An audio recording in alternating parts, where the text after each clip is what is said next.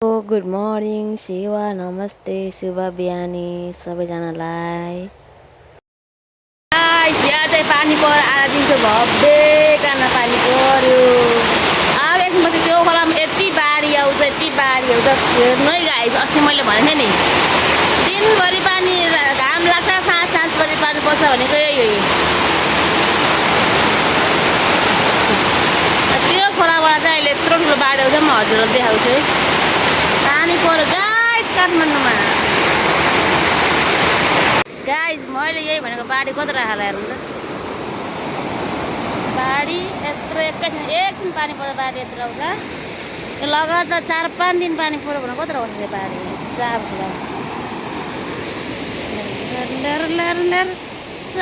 लाएर काठमाडौँको खोला। म चाहिँ बिहान उठिसकेर खानासाना खाएर आफ्नो किचनहरू फोहोर्थ्यो अनि किचनहरू सफा गर्न लागिरहेँ।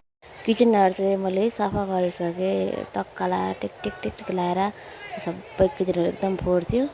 अनि म चाहिँ सफा गरेँ आफ्नो किचन भान्साघर।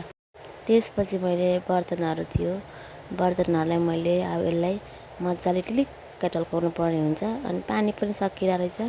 अनि सो पानी पनि म अब तान्छु अनि भाँडाहरू म चाहिँ अब पानी पनि तानिसकेँ। पानी तानिसकेर अब भाँडाकुँडाहरूलाई पुरा टिलिक टल्काउँदै बस्छु।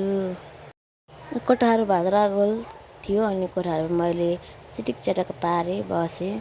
ठुलो त छैन, टिक्काको छ कोठाहरू हाम्रो। अनि कोठाहरू चिटिक पारेर बसेँ। म चाहिँ एकछिन रेस्ट गरेर कति काम गर्नु। बाहिरको काम गर्नु सजिलो, घरको काम गर्नु चाहिँ लास्टै गाह्रो हुन्छ। अनि म चाहिँ थकाइ लागेर टिक्क लागेर बसेँ एकछिन त्यसपछि अब बाबु पनि लिन जाने बेला भयो। पानी पनि झरर पर्न थाल्यो बाबु स्कुल लिन जाने बेलामै। अनि म चाहिँ छाता ओढेर छाता बोकेर गएँ। अनि मेरो बाबु पनि ल्याइसकेँ मैले। त हेर्न भएको चटक आउने बित्तिकै लुगाहरू यसरी फाल्दा थ्याम जस्तो। अनि स्कुलबाट ल्याइसकेँ। त्यसपछि खाजा के खाने भन्दा आज दुध लिएर आएँ, दुधको चिया।